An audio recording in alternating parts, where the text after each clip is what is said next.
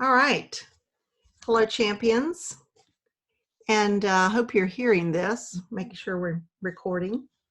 We're back at it today with our Magic Treehouse book, and we're at a very interesting point where they don't have much time left, less than 10 hours to accomplish their mission. So we are beginning on page 87, chapter 8, The Train. With the arrival of the Nazis, the atmosphere in the square changed. Vendors fell silent, shoppers lowered their heads and grabbed the hands of their children. "We should catch that train as soon as possible," said Jack. "You bet," said Annie. "Look normal." With their hands in their pockets, Jack and Annie walked as calmly as they could from the market toward the train depot. With quick steps, they crossed the street and entered the small station. "Tickets," Jack said to Annie. He headed to the ticket window and placed some coins in front of the ticket agent. "2 for Mondeville, please." The ticket agent counted out some coins and gave Jack 2 tickets. "Thank you," said Jack. He and Annie stepped away from the window and walked out to the tracks. Jack noticed that the waiting passengers were anxiously watching a scene at the end of the station platform. Some Nazi soldiers had stopped an old man. The man had his hands in the air. He looked terrified as the soldiers checked his pockets. "What are they doing?" Annie asked. "Don't look," said Jack. He grabbed her hand so she wouldn't hurry to the man's aid. But he felt fury too. Why torment an old man, he wondered. He wanted to shout at the Nazi soldiers, "Leave us all alone!" But just like the other bystanders, he was too scared to do anything. He gripped Annie's hand tighter and pulled her in the other direction. "Come on." To Jack's great relief, he heard the train whistle blow. So the train rounded the bend, puffing steam. The crowd stepped back as the black engine chugged into the station. It let out an ear-piercing shriek and jolted to a stop. Doors slid open and people stepped out onto the platform and headed for the station. "All aboard!" shouted the conductor, and the waiting passengers moved toward the tracks. Jack and Annie climbed into one of the rear cars. "Where are our seats?" Annie asked Jack. "I don't know," he said. He looked at their tickets. "It says second class." "Excuse me, where are the second class seats?" Annie asked an older woman with a friendly face. "Follow me." The woman led them up the train corridor and stopped in front of an empty compartment. "You can sit in there," she said, then continued on her way. Annie and Jack opened a glass door and stepped into a small space with 4 seats. Jack pulled off his field pack and sat down next to Annie, near the window. "I hate them," said Annie. Jack knew exactly who she meant. The whistle blew, the train jolted and began moving, huffing and puffing. It left the depot and chugged down the tracks, away from Cannes. "It's a short ride," said Annie. "Not short enough," said Jack. "Listen." Even above the roar of the train, he could hear boots stomping down the corridor outside their compartment. "Ignore them," said Annie. "Got it," said Jack. "Oh, Jean, look, lovely trees," Annie pointed out the window. "Yes, Ami, they are lovely," exclaimed Jack. "Remember?" Before he could finish, the door to the compartment slid open. 2 Nazi officials stood in the doorway. "Identity papers, please," one said. Jack's heart started to pound, but he turned and faked a friendly smile. "Oh, yes, sure," he said. He pulled out his identity card and showed it to the official. Annie smiled and showed her card too. The soldier looked carefully at the cards, then handed them back. "Your bag now," he said to Jack, holding out his hand. "My pack." "Sure," said Jack. But before he could hand over his field pack, Annie snatched it away from him. "Why do you want it?" she asked the man, grinning. "I need to look inside it," said the official. "Really?" said Annie. "There's nothing interesting inside." Why is she doing this? Jack wondered. He couldn't think of anything in the pack that would get them into trouble. Just lunch and Jack's pencil and notebook with all the notes torn out.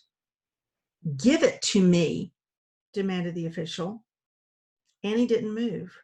Her smile had faded, replaced by a look of fear. What's wrong with her? Jack wondered. He gently pried the field pack loose from her grip. It's okay, he assured her. He can look in it. Grinning crazily, he handed the fuel pack over to the soldier.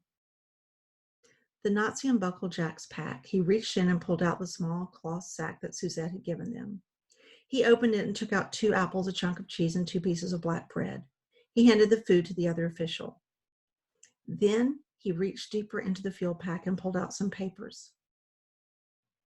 Jack was confused. Where did this come from?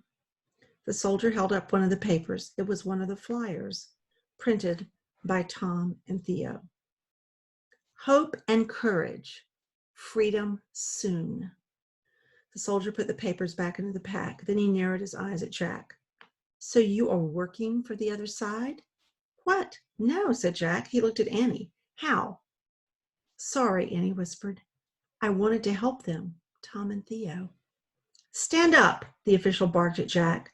No, cried Annie, please. He didn't do anything. It was me. I did it. The Nazi official pushed Annie aside. Boy, I am placing you under arrest, he said. But just as the man reached out to grab Jack, an explosion rocked the train car. The sound of screeching brakes split the air. The train ground to a sudden stop. Jack and Annie were thrown from their seats. The soldiers fell to their hands and knees. Passengers scrambled up the car, screaming and yelling. What happened? What happened? What happened? Resistance blew up the tracks ahead. The 2 Nazis jumped to their feet. Ignoring Jack and Annie, they hurried away from the compartment. Jack looked out the window. A few hundred yards in front of the train, black smoke was rising into the air. Plan green, he said. Let's get out of here. He grabbed his fuel pack and started out of the compartment, but more soldiers were running down the corridor, shoving all the passengers aside.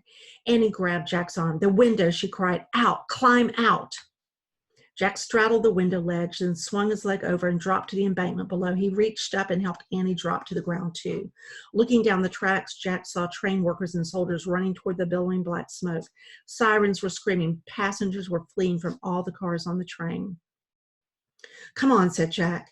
He and Annie ran down the embankment toward some woods near the tracks. Then they took off through the brush, weaving around mossy trees and pale spring ferns. They pushed back twigs and vines, trying to get as far away from the train as possible. Are we heading in the right direction, Jack asked, panting. Annie pulled out the compass and looked at it. Yes, southwest. Good. Keep going, said Jack. They ran until they came to the edge of a road. Up the road, a bridge crossed a wide river. A sign next to the bridge said, River Orne. That's the river we want, cried Annie.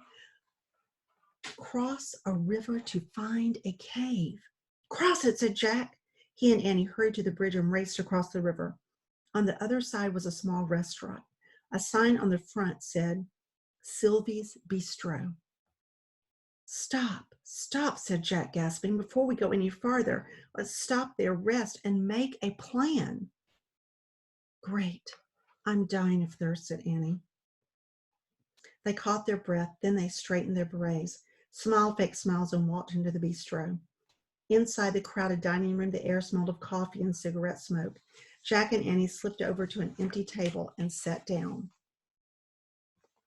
This is an illustration of Jack and Annie exiting the train out of the window and running down the embankment.